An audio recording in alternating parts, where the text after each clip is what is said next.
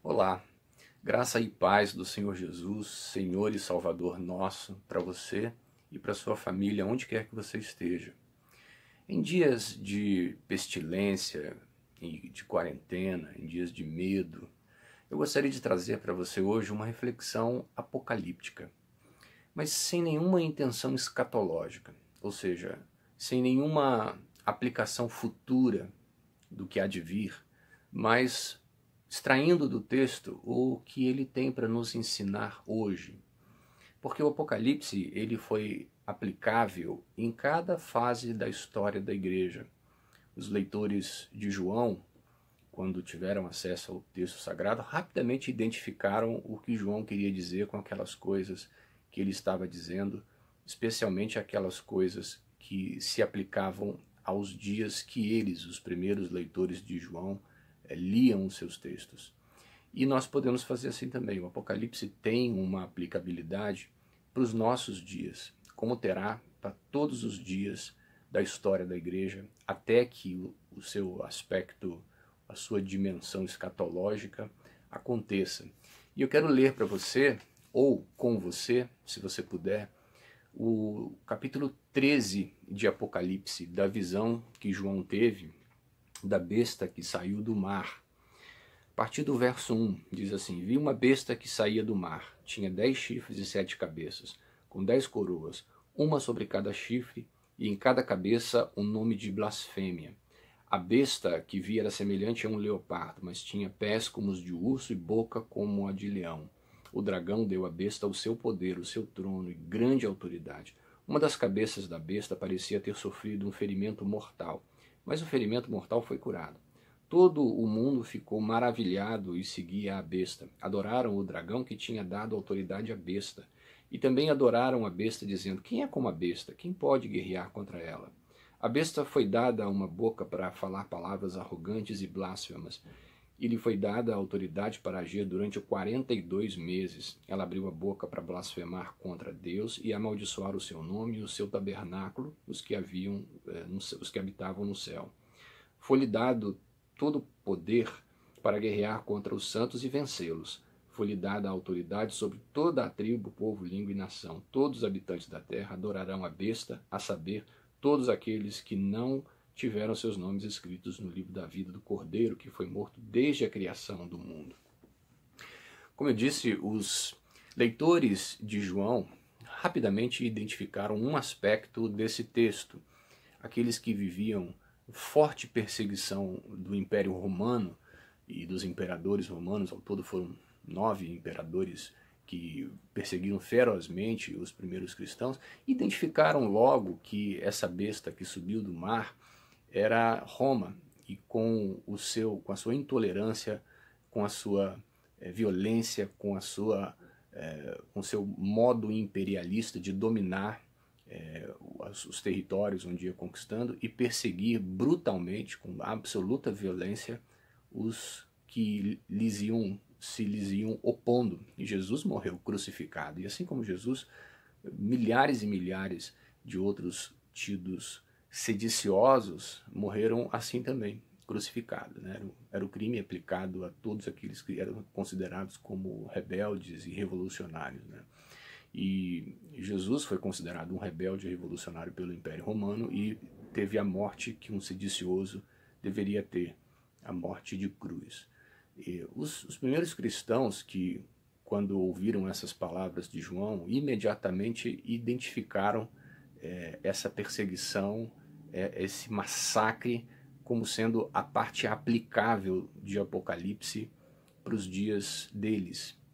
E hoje, em algumas partes do mundo, a igreja ainda é perseguida, muitos cristãos são mortos, mas na maior parte do mundo a gente pode pregar o evangelho livremente.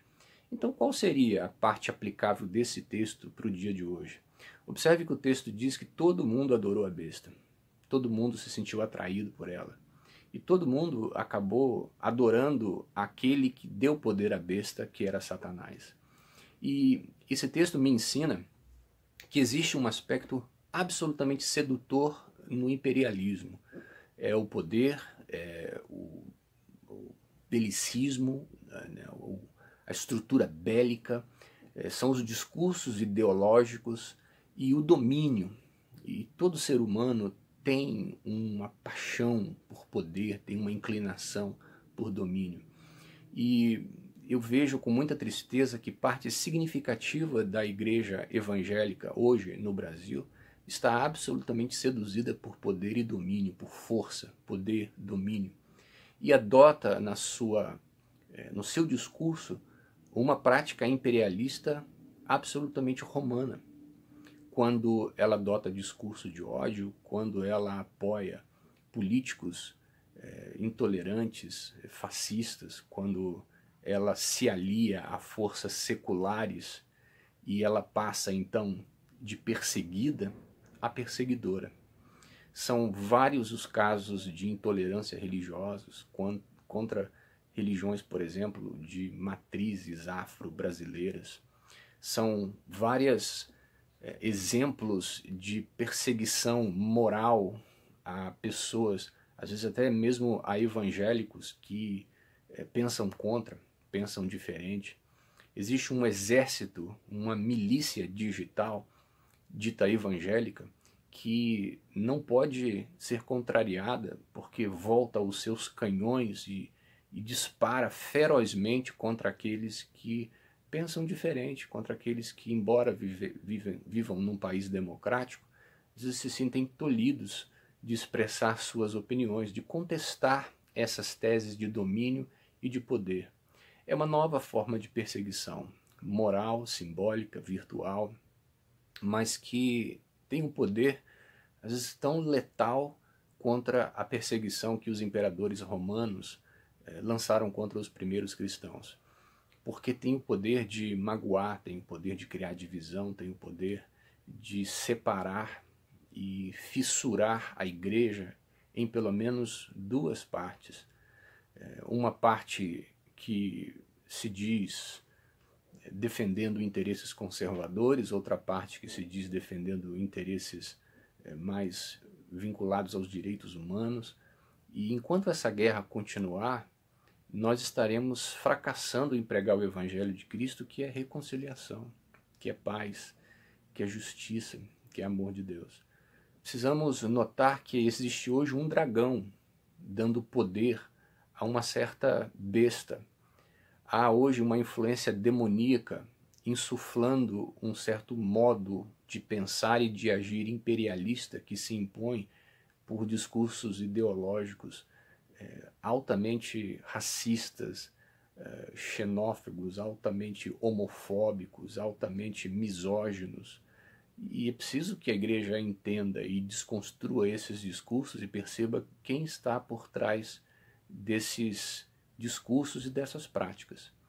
Jesus é muito claro em dizer que nem tudo aquilo que brada Senhor, Senhor entrará no reino dos céus. É preciso que nós distinguamos o joio do trigo, mas só o faremos a partir da aproximação da sua palavra, a partir da leitura, da prática da sua palavra, a partir de uma busca de sabedoria do alto e entendendo sempre, como nos ensina o Tiago apóstolo em Efésios, que a nossa luta não é contra a carne ou sangue. Irmãos, não combatam seus irmãos, discutam com ele, conversem, estamos num país democrático. Troquem ideias e respeitosamente busquem uma conciliação. E mesmo que não haja uma conciliação possível no plano ideológico, no plano hermenêutico, não vejamos nele nosso inimigo ou nossos inimigos, mas simplesmente respeitemos, oremos por ele e o acolhamos. Dessa forma, nós vamos conseguir vencer essa besta que se nos apresenta nos dias de hoje. Esse grande poderio, essa imposição imperial. E lembre-se que Jesus disse que bem-aventurados são os que choram, porque serão consolados. Bem-aventurados são aqueles que forem perseguidos, não aqueles que exercem perseguição. Porque esses que são alvos de perseguição, esses que choram de tristeza, esses que têm fome e sede de justiça, são bem-aventurados porque serão consolados, porque herdarão a terra, porque herdarão o reino dos céus. Nos despamos desses discursos imperialistas de poder, domínio, ódio e exclusão. e nos revistamos do poder de Deus que está no Evangelho de Jesus, que traz paz, justiça e reconciliação. Que Deus a todos abençoe, em nome de Jesus.